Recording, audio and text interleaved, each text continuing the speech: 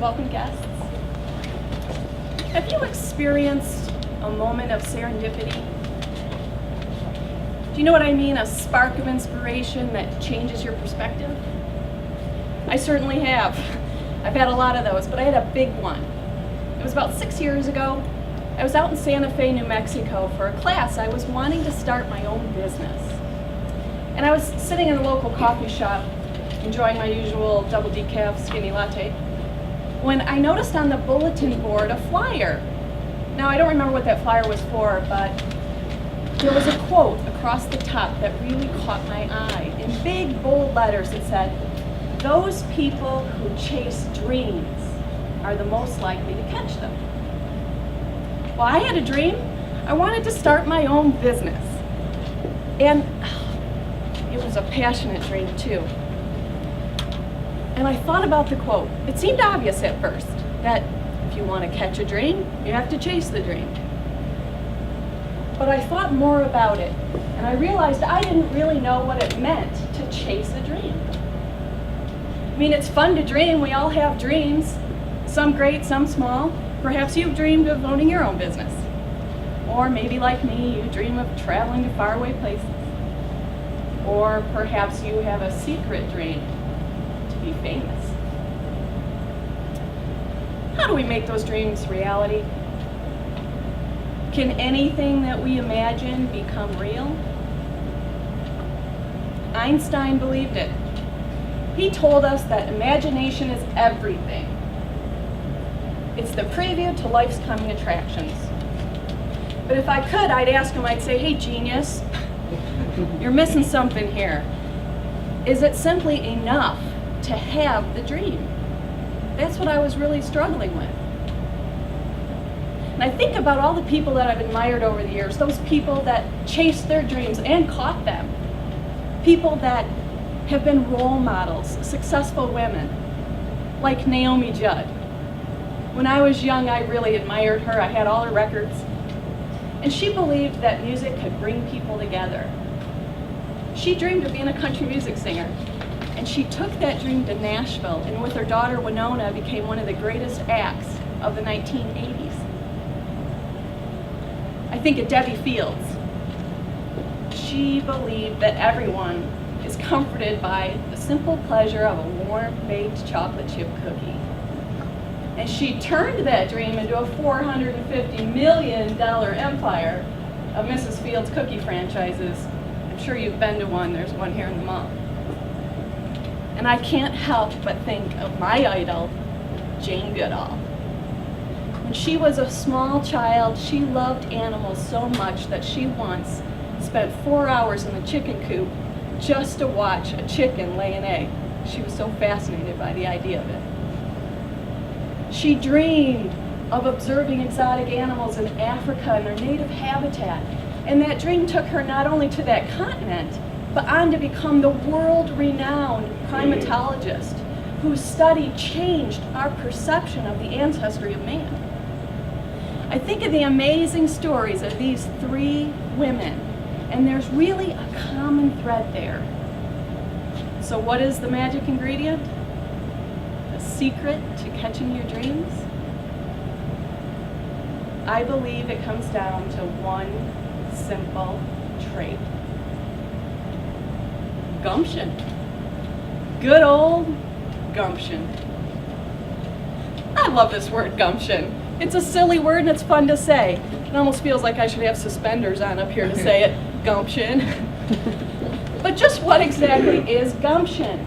And how do you get it?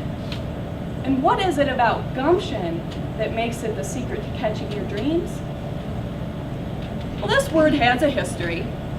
It's an old Scottish term that meant common sense. But just as we know people and cultures evolve, so does language, and it's taken on new meaning.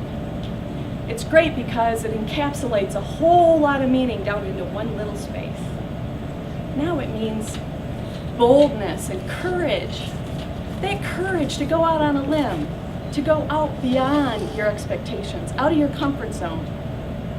It also means enthusiasm, that just do it enthusiasm. It's where courage and enthusiasm collide. And with that comes a sense of adventure, ambition, initiative, and drive, determination, perseverance, stick-to-itiveness, and patience, and a bit of spunk. Gumption's all these things. When you put them all together, it really is the trick. It's one thing to understand what gumption is.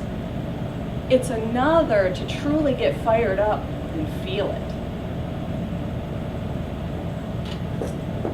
You see, when you have a dream, you have potential. And all it takes is a spark. Because a dream plus a spark equals gumption. Now, sometimes we have to open ourselves up, let go of the old paradigm, all those inhibitions, and allow a space for gumption to grow.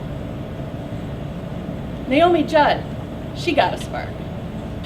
She was a single mom working as a nurse, trying to feed 2 hungry children. Well, one was a child, the other was a wily, unruly teenager. And she was singing with her teenager to try to deal with that rebellion. And she loved music. And she shared her dream of being a singer with one of her patients. And it just so happened that that patient had connections. She got Naomi an audition in Nashville. Well, Naomi packed up the kids, off they went, off to Nashville.